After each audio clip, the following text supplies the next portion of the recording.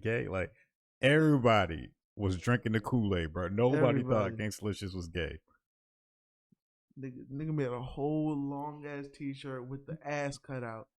And niggas are still like, nah, nigga, you gotta reach for your piece. Mm-hmm. No, nigga, it's somebody trying to reach for your ass, nigga. Nigga was selling purses. Nah, bro, it's a man bag. It's you can hide what you gotta It hide. made it so much worse, dude, that Riley Riley came was with the going most. so hard. He had the Bro. worst outfit, bro. Riley was wearing a skirt. He's like, it's not a skirt, granddad. Nigga was dressed like Young Thug. And that's not even a diss. Mhm. I literally, it's not often, but there was one outfit that I know he took a picture of where he was dressed crazy, like, I've seen and it it wasn't before. for a video. It was a blackout, and I was like, yo, like, niggas really will let you get away with anything if they really feel like you really out here in the streets. Like, I feel like street shit lets niggas do whatever, honestly, like, cause then, like, bro, and I think in the same outfit he was bent. Not in, like I think it was it wasn't the same picture, but it was another picture. I think it was bent over and it looked like this. Like, yeah, that's the one I've seen. So. Bro, I remember I was like, that is not even like that's not even like. At least with the niggas got hype about the freaking the tiger the jaguar looking dress. You can see that looks like a shirt. You know what I'm saying? He made it look like a shirt. The other outfit, that's a straight up girl outfit. Like there's nothing masculine about that outfit at all. The most masculine thing about it, you can say that it was black. That's about it. That nigga made it masculine, I guess. He didn't make shit, nigga. He was wearing a girl's outfit, and niggas just accepted that shit because he done shot niggas before, I guess. Allegedly. The world is crazy, bro. The world is crazy. For a long time, I've been like, you know what, Jesus, whenever you decide to come back, I'm not even gonna be mad at you because this we done tore this place up. We got this place all out of whack. You know what I mean? Shit crazy, my nigga.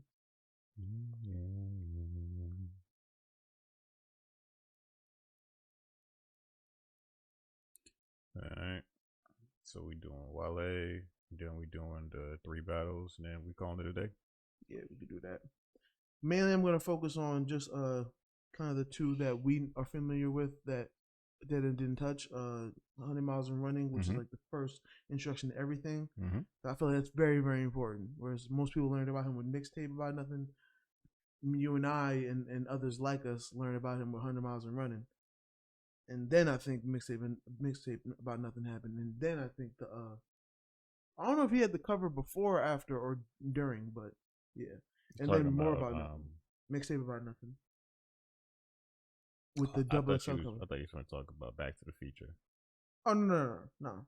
I realized Back to the Future is a tape I like, but it wasn't even meant to be a big thing. Yeah. I just like it because it was Ninth Wonder beats, and you know, Wale at the time had good rapper friends, so these verses he was going to give was going to be fine. He's always had good rapper friends. Yeah. That is one thing he always can get is a feature. He's always been able to get features, and then niggas really don't talk about Back to the Future. It's like he had a whole tape with Ninth Wonder. Niggas can't get that. Yeah. And niggas should do that more, honestly. I'll be glad these days when some of the Griselda niggas or the underground niggas really decide, you know what? Alchemist is a dope ass producer, and he's still willing to work with niggas and do whole tapes. Alchemist is one of the best people to make a whole tape with, honestly. Because he had, like, he's one of the people, like, you work with me, you make a whole tape with me, I'm going to give you a bunch of random sounds because that's what I've been learning with the game. Alchemist, he's going to give you a certain sound. He's going to give a sound that works with you, but it's going to be fire. It's going to be timeless. That's one thing that Alchemist is really good at is timeless, because we were talking about how while these tapes aged, all the tapes that I have he has with Currency, I like them when I first listened to them, and I can listen to them now. They kind of don't age. It's an ageless sound. You know what I'm saying? Unless we go into a weird atmosphere where somehow that shit sounds weird, but you know. I just want Fetty 2. Oh my god, I want Fetty 2 so bad. Fetty was not supposed to be that good. I didn't know it was gonna be like that till I heard it. It was so good, bro. Yeah. Because I know Currency and Alchemist does well, and I know Freddie Gibbs is fire. I think at that time he did a tape with Alchemist, or I never heard too much with him and Alchemist. But even the joint that Currency and Alchemist did that has a Freddie Gibbs feature on there, it's like the joint was good, but it's like Okay, Currency's good, Alchemist's good. Of course, Freddie Gibbs is good. Of course, it's gonna be good. But for that tape to just be, I feel like it was like the best of everybody. Yeah, bro, it was great. Like even Currency kind of stepped up his bars a little bit, like his rapping a little bit. You know what I'm saying? Like, and everybody was having fun with it. And then, yeah, it's Fetty 2 would be amazing. People don't just go in the booth and have fun no more, dog. Niggas don't they don't do that. They don't just be like, all right, bro, you know what? We all here together. Let's just rap and drop it. Niggas be like, everybody trying to put together these coordinated attacks with their tapes. It's like, if you got fans, they gonna like it regardless. Just put it out. Just rap and put it out. That's been Currency's business model for years now. Just rap and put it out. Somebody gonna like it, but nobody else really does that. This is why I really confused with rappers that taste success and then they may have like label troubles and then they find a way to get out of that label and then they just go and sign to another label. I don't get that shit. When it's like, especially now, you can put the stuff out yourself. Your fans are gonna be able to find it.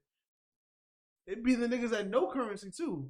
This is almost kind of a shot at Wale because he actually fits this perfectly because he had label trouble the first time. They got to MMG. Cool. He had a good time there. I feel like he developed as an artist. I'm not mad. Other people be mad about him with MMG. I'm not mad at all. No. You know what I'm saying? I was happy. I feel me too. He oddly fit. I didn't think it was gonna fit, but he oddly fit. I was never mad at that. Then when they kind of were, I don't want to say filtered out, but they were doing more solo shit. It wasn't so much like be under the umbrella, be self-made. It was like, all right, now niggas flap y'all wings. You know what I'm saying? Make me look like I made a good decision. You know what I'm saying? And it was all good, but then I think on was it on the Shine album? That's the one from 2017. I think around that time he was like mad because he was having label trouble because like he literally, I think he was supposed to have a better deal, right? He was supposed to have a better deal right when his last album came around, The Wild That's Crazy, and after that album came out, he was like mad at the label again a little bit. And I'm just like, fam, you could have put this out on your own, like. Just figure it out. Like I feel you got enough resources to do it on your own. You can afford certain production. You'll own more of the stuff more. You know what I'm saying? And this is also speaking from a certain level of ignorance because I don't know what it's like to sign a contract and then be after the contract. I don't know.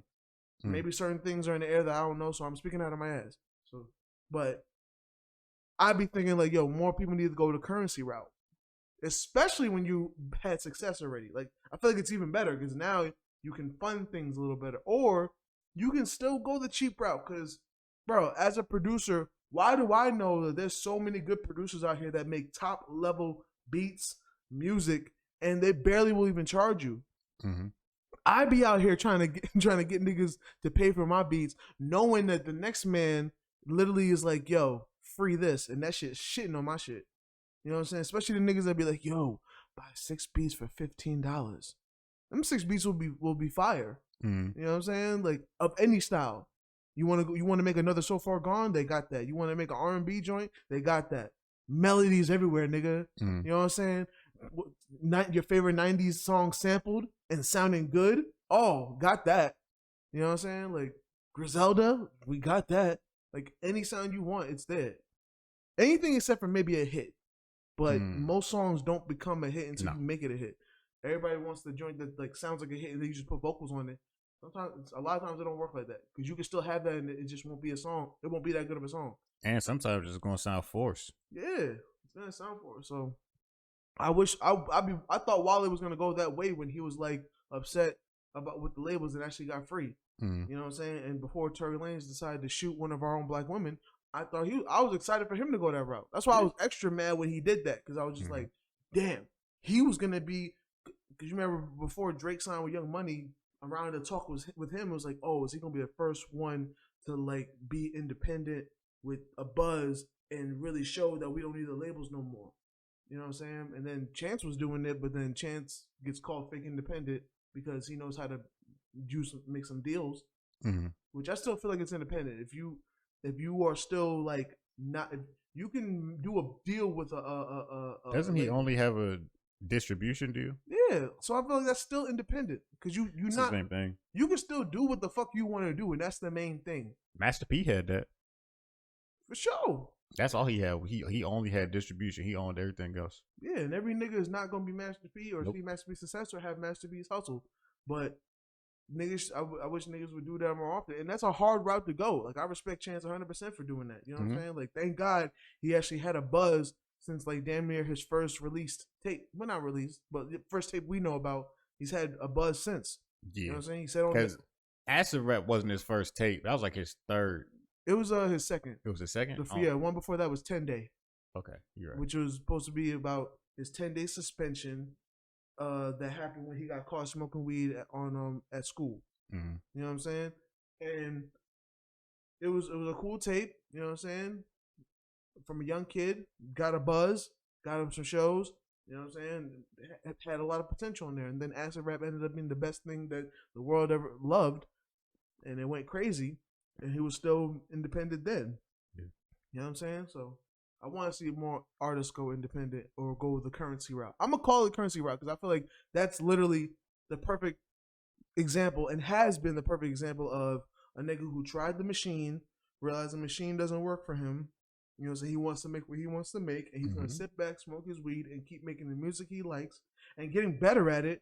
Because he's only had a core fan base, and like he don't have to try to get other people. He can make what he want to make. Like somebody's gonna like this, and it's been working.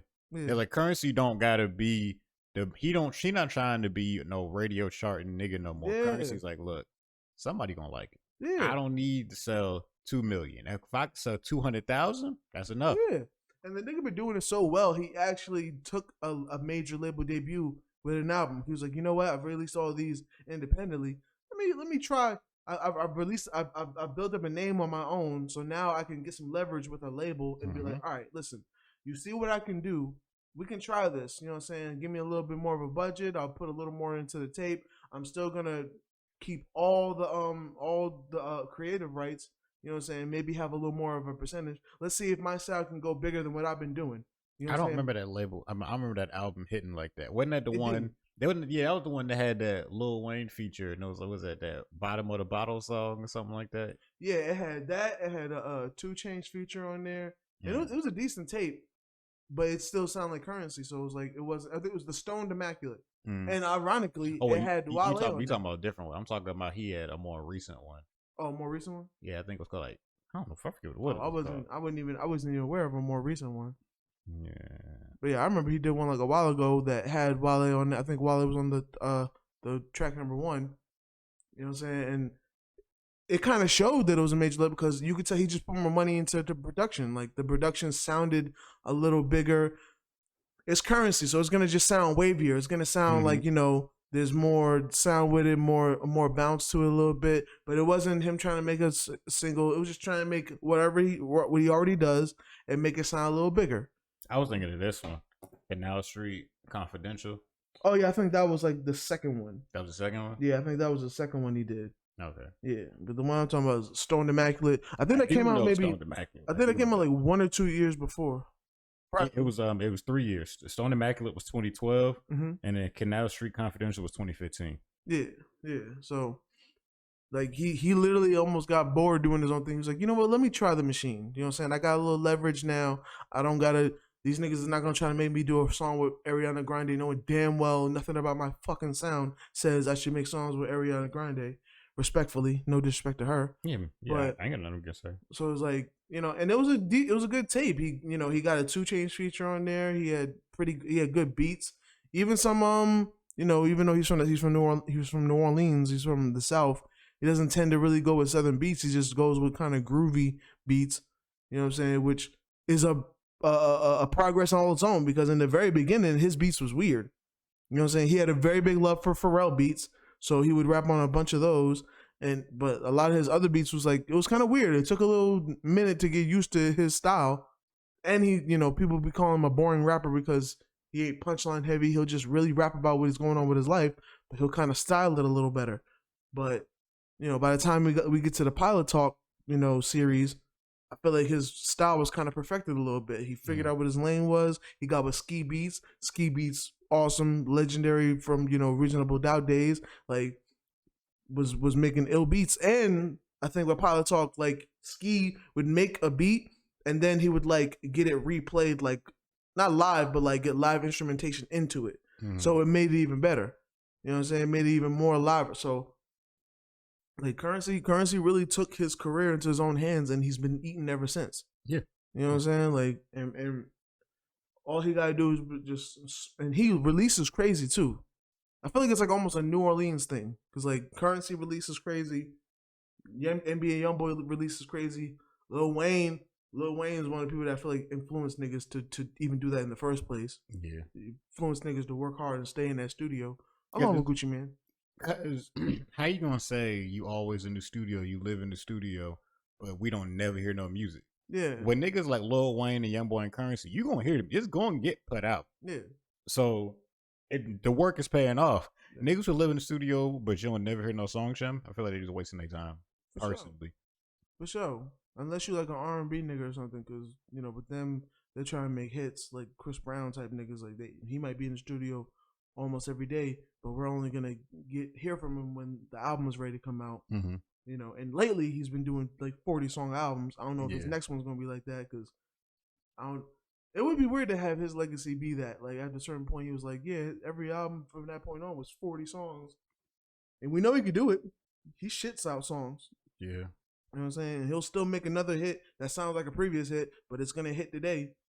You know what I'm saying? So, yeah, the Currency method.